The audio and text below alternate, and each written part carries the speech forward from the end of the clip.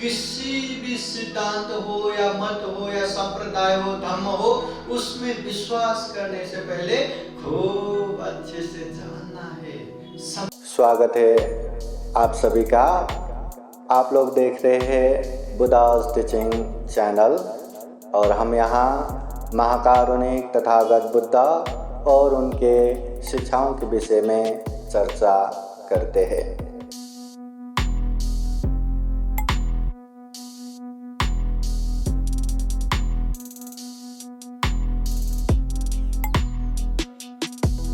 आज का कार्यक्रम शुरू करते हैं। सर्वप्रथम महाकारुणिक तथागत बुद्ध धम्म संघ को पाली गाथा द्वारा वर्णन करेंगे। सभी जन हाथ जोड़िए, जैसा मैं कहता हूँ वैसा ही करिए। अरहं सम्मा संबुद्धो भगवा बुद्धं भगवन्तं अभिवादेमि स्वाक्षातो भगवता धम्मो धम्मं नमस्सामि सुपतिपन्नो भगवतो सावक संघो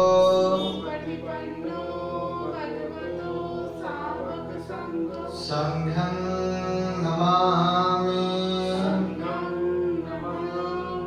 महाकारुणिक तथागत बुद्ध धम्म संघ को प्रणाम करते हुए वर्षावासकालीन विशेष ये धम्म देशना हम शुरू करते हैं। सभी जन वैसे ही हाथ जोड़ के बैठिए।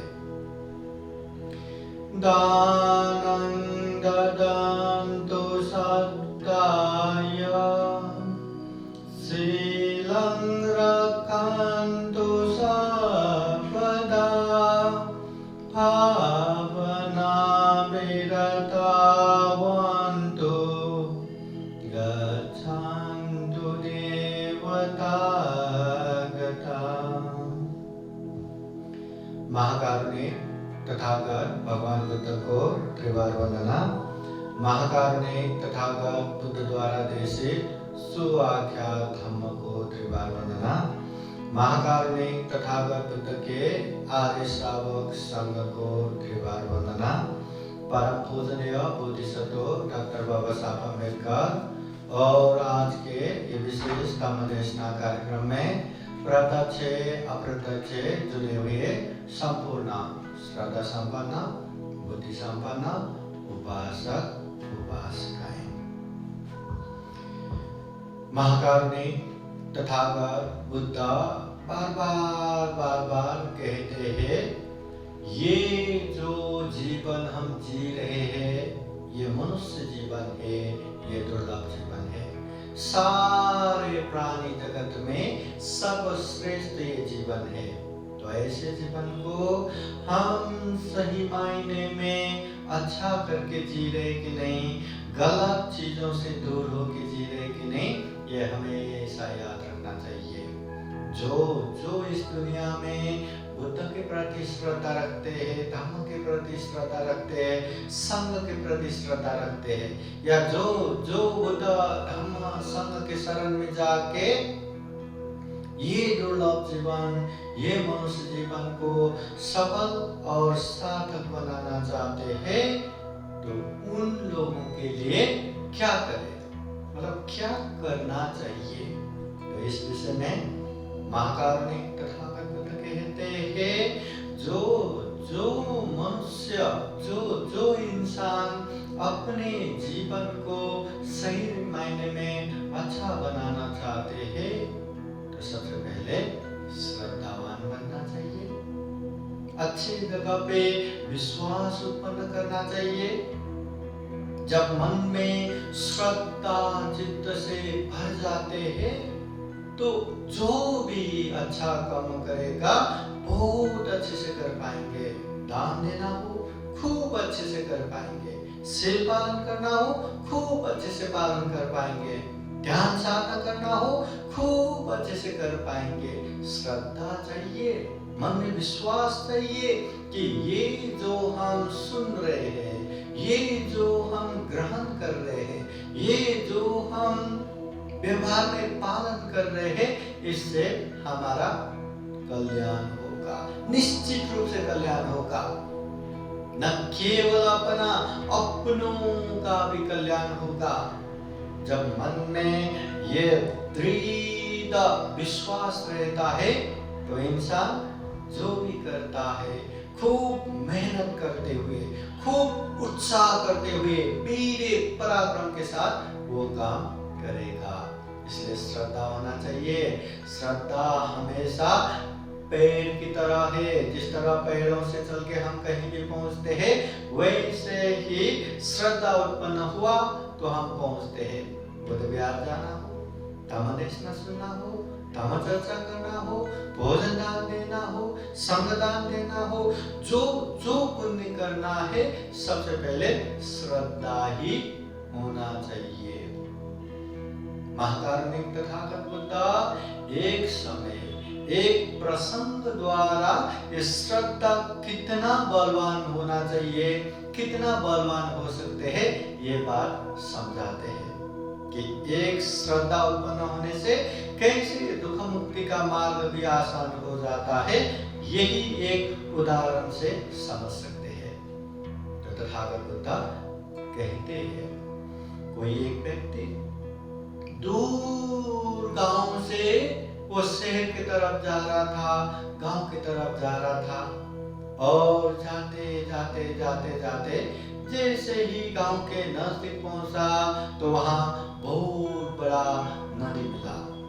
अभी नदी इतना विशाल कि ऐसे ही वो नदी को पार नहीं कर सकते। और महत्वपूर्ण बात, वो नदी पार करने के लिए वहां कोई पुल भी बना नहीं है। और महत्वपूर्ण बात, वहां वो नदी पार करने के लिए कोई नाव भी नहीं है। अभी वो नदी को पार कैसे करना? इतना विशाल नदी है, कहाँ कितना गहराई है वो भी पता नहीं, और ऐसे यहाँ बन करके चलेंगे तो वो तो निश्चित रूप से डूब ही जाएगा या पानी में बह के अपना जान खत्म होगा। तो वो किनारे बैठ के सोचता रहता है कि नदी तो पार करना है, नदी तो पार करना है, मगर कैसे करें? तो वो वहां बैठ के सोचता रहता है। तो ऐसे में वहां कोई स्थानिक, कोई गांव के व्यक्ति आता है, और वो भी गांव की तरफ ही जा रहा था। तो उसको पता है वो नदी में कहाँ ज्यादा गहराई नहीं है, कहाँ से चल के वो नदी पार कर सकते हैं, उसको बहुत अच्छे से पता था। तो उसने क्या किया, अपने कपड़े ऊपर तक खींचा, और जहां जहां नदी का गहराई कम है, वहां से चलते वो नदी पार करते। देखते वो पूरा नदी पार करके दूसरे किनारे पहुंचते हैं और अपने गांव की तरफ चले जाते हैं। अभी वो दूर से आए हुए वो व्यक्ति वहीं बैठा था, उसको भी नदी पार करना था, और वो देखते रहते कि नदी कैसे पार करेंगे।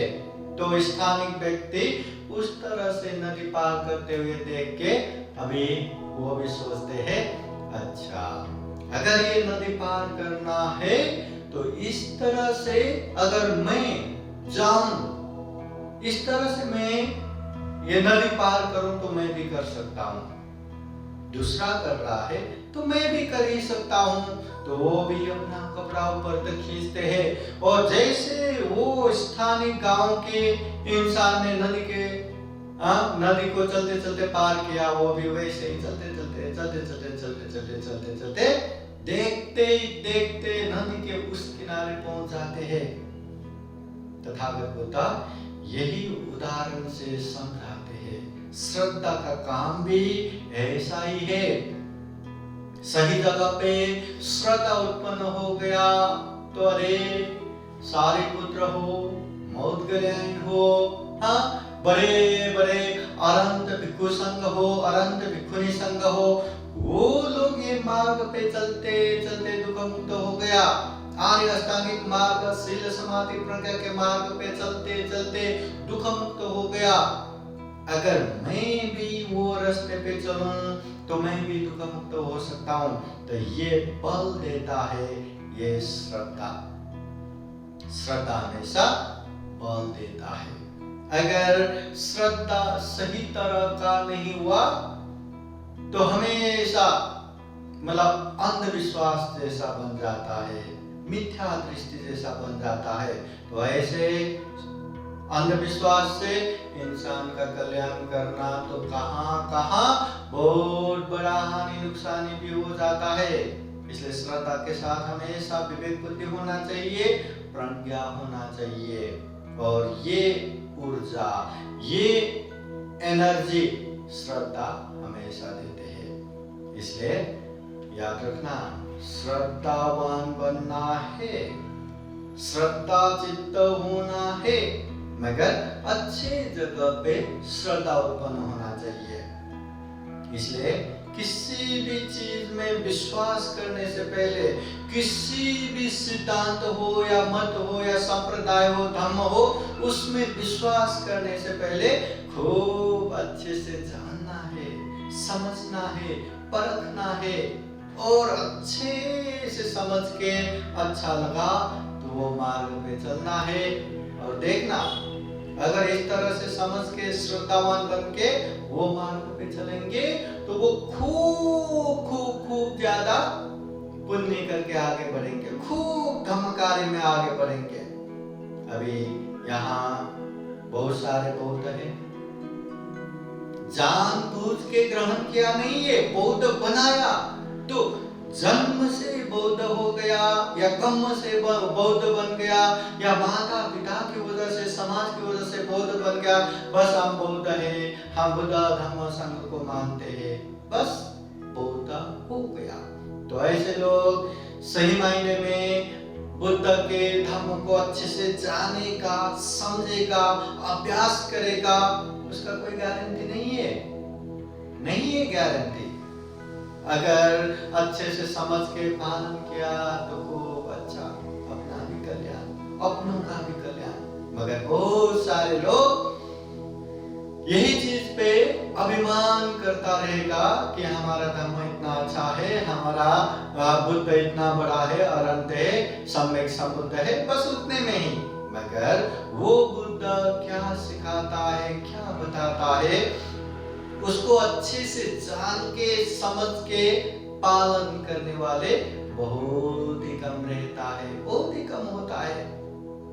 इसलिए ये वैसे ही बौद्ध बनने से भी जो व्यक्ति ये धम्म सही मायने में अच्छा है, दुख मुक्ति का मार्ग है, शील समाधि प्रज्ञा का मार्ग है, ऐसा जान के समझ के श्रद्धा उत्पन्न करके वो बुद्ध धम्म संघ के शरण में आते हैं तो वो खूब धम्म कार्य में आगे बढ़ेगा। धम्म तो पता है ही, धम्म को जाना तो है ही, वो खूब अभ्यास करेगा, खूब पालन करेगा। वो ये नहीं कहेगा बाद में करेंगे ना, बाद में बहुत समय है ना, बुढ़ापे में करेंगे, रिटायर होने के बाद करेंगे या फुर्सत से करेंगे, ऐसा नहीं कहेगा। जैसे ही मौका मिले वो करेगा, क्या पता जिंदगी कल हो ना हो। और जो हम पुण्य आज करने वाले हैं, आज नहीं करके कल बताएंगे तो वो कल समय आएगा नहीं आएगा क्या पता, और आ भी गया तो हम वो पुण्य करने का श्रद्धा उस समय होगा नहीं होगा क्या पता। इसलिए जो धम्म को अच्छे से जानते हैं, जो श्रद्धावान है, वो खूब अच्छे से धम्म करते करते आगे बढ़ेगा। हर चीज में देखना, जो श्रद्धावान है वो धम्म देशना सुनने के लिए, अगर उसको पता भी चला कि वहां धम्म देशना होने वाले, न जाने कहां से दौड़ा आएगा, धम्म देशना सुनेंगे तो खूब श्रद्धा चित्त से एकाग्र होके सुनेंगे, समझ के ग्रहण करके सुनेंगे और उसे जितना हो उतना पालन भी करेंगे। मगर श्रद्धा नहीं हुआ तो धम्म देशना हो रहा है तो होने तो ऐसे समय में होता होगा, बरसावास समय में होता होगा, बस ऐसे करके मिला तो जाएंगे, नहीं मिला तो क्या है, मौका मिला तो सहभागी होंगे, नहीं तो क्या है, वो ठाल के मिलेगा। और कहीं से वो धम्म देशना में आ भी गया और श्रद्धा नहीं रहा तो बस वो टाइम पास करके बैठेगा कि समय इतना तक बैठना है, ये समय कब निकलेगा, समय है वो अच्छे से सुन नहीं पाएंगे, अच्छे से ग्रहण नहीं कर पाएंगे। मगर श्रद्धावान व्यक्ति का ऐसा नहीं रहता, वो ढूंढ ढूंढ के अच्छे जगह पे जाते हैं, धम्म की बातें सुनते हैं और उसे पालन भी करते हैं। दान देते समय भी खूब श्रद्धा चित्त से खूब अच्छे से दान देगा श्रद्धावान व्यक्ति। शील पालन करते समय भी खूब अच्छे से शील पालन करेगा। ये कुछ कोई बात नहीं, इसको जाने दो, मैं कल पालन तो कर ही लूंगा, ऐसे शील नहीं बिगाड़ेगा। और ध्यान साधना करने का मौका भी मिले, अरे ये तो दुख मुक्ति का मार्ग है, तथागत बुद्ध का दुख मुक्ति का मार्ग है, ऐसा श्रद्धा चित्त रख के खूब अच्छे से वो ध्यान साधना भी करेगा। कोई भी पुण्य कार्य हो खूब अच्छे से करेगा। इसलिए उपासक उपासिकाएं श्रद्धा होना चाहिए, श्रद्धावान होना चाहिए। जितना ज्यादा श्रद्धा हुआ उतना ज्यादा पुण्य कार्य कर पाएंगे। तथागत बुद्ध के समय में अनापिंडिक महाजन ने बुद्ध का उपदेश सुन के मन में श्रद्धा चित्त उत्पन्न करके बुद्ध प्रमुख भिक्षु संघ को बुद्ध विहार दान देने के लिए अपने नगर श्रावस्ती में जेठ राजकुमार का बगीचा सोने का सिक्का बिछा के खरीदा। कहाँ मिट्टी का भाव, कहाँ सोना बिछा के खरीदा। वो श्रद्धा है। उसके लिए धन मायने नहीं, उसके लिए महाकारुणिक तथागत बुद्ध वो जगह पे आएंगे, धम्म का प्रचार होगा, लोग दुख मुक्ति के मार्ग पे चलेंगे, अपने जीवन को धन्य धन्य करेंगे। उसके सामने वो धन कुछ भी नहीं, इतना श्रद्धा। विशाखा महाउपासिका में इतना श्रद्धा, जो अपने खुद के 9 करोड़ का महालता प्रसादन जो गहना है वो बुद्ध को अर्पण करते हुए वही पैसे से बुद्ध विहार के लिए जमीन खरीदा, बुद्ध विहार बनाया, भव्य दिव्य बुद्ध प्रमुख भिक्षु संघ को दान दिया। उन समय में ही 27 करोड़ धन खर्चा करके। श्रद्धा है। और ऐसे श्रद्धा रख के बुद्ध धम्म संघ के शरण जाके अपने जीवन धन्य धन्य बनाने वाले कितने कितने अनगिनत। इसलिए श्रद्धा चित्त होना चाहिए। श्रद्धा चित्त रहा तो अच्छे धम्म को जान पाएंगे, अच्छे धम्म का अभ्यास कर पाएंगे। भले इस जन्म में दुख मुक्त ना हो, आनंद प्राप्त ना हो, मगर निरंतर वो मार्ग पे चल पाएंगे। वो बल श्रद्धा देता है। इसलिए उपासक उपासिकाएं हम भी यही कामना करते हैं कि जीवन में खूब श्रद्धावान बने, खूब पुण्य कार्य में आगे बढ़े, श्रद्धा चित्त से खूब दान दे पाए, शील पालन कर पाए, ध्यान साधना करते हुए दुख मुक्ति के मार्ग पे चल पाए। जीवन में ढेर सारा पुण्य धर्म करते हुए ये दुर्लभ या मूल्य ये सर्वश्रेष्ठ मनुष्य जीवन को सफल बना सके, सार्थक बना सके, ऐसे ही कामना करते हुए ये धम्मदेशना यही समापन करते हैं। सबका मंगल हो, सबका कल्याण हो। भवतु सबका मंगलम। बोलिए साधु साधु साधु। धम्मदेशना के अंत में आप सभी को बुद्धवाणी पाली गाथा द्वारा आशीर्वाद देते हैं। आप सभी के जीवन में बुद्ध का आशीर्वाद रहे, धम्म का आशीर्वाद रहे, संघ का आशीर्वाद रहे। सभेतियो विवचन्तु सब्ब रोगो विनाशतु मा ते भवतु अन्तरायो सुखी दीर्घायुको भव भवतु सर्वमङ्गलं रक्षन्तु सर्वदेवता सर्वभूतानुभावेन सदा सुखी भवन्तु ते भवतु सर्वमङ्गलं रक्षन्तु सर्वदेवता सर्वधर्मानुभावेन सदा सुखी भवन्तु ते भवतु सर्वमङ्गलं रक्षन्तु सर्वदेवता सर्वसङ्घानुभावेन सदा सुखी भवन्तु ते एचितं पाचितं तुय्यं क्षिप्रमेव समेच्छतु सवे पुरन्तु चेतसङ्कल्पचन्दो पन्नरसो यथा आयुरारोग्य सम्पत्ति सर्गसम्पत्तिमेव च अतो निब्बान सम्पत्ति इमिनाते समेच्छतु साधु साधु साधु बुद्धं नमामि